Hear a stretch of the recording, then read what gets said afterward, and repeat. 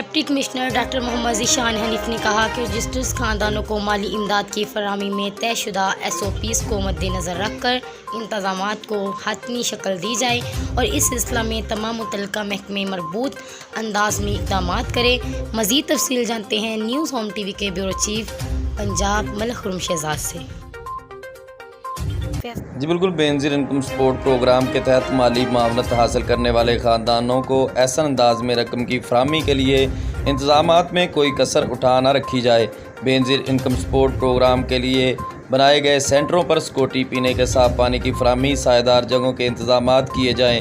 نامزد سینٹروں میں بینک کی جانب سے زیادہ کاؤنٹر بنائے جائیں اور ان کو فعال بنائے رکھنے کے لیے افرادی قوت سمیت لاجسٹک سپورٹ کے لیے فول پروف انتظامات ہونے چاہیے۔ ان خیالات کا اظہار ڈپٹی کمشنر اکاڑہ ڈاکٹر محمد ذیشان حنیف نے بے نظیر انکم سپورٹ پروگرام کے تحت رجسٹرڈ خاندانوں کو مالی امداد کی فراہمی کے لیے کیے جانے کے پروگرام پر عمل درآمد کے انتظامات کے جائزہ کی صورت میں اجلاس منعقد کیا۔ اجلاس میں additional deputy commissioner finance and planning Chaudhry Tahir Amin, CEO education doctor Muhammad Arshad, deputy director local government سمیت متعلقہ افسران نے شرکت کی۔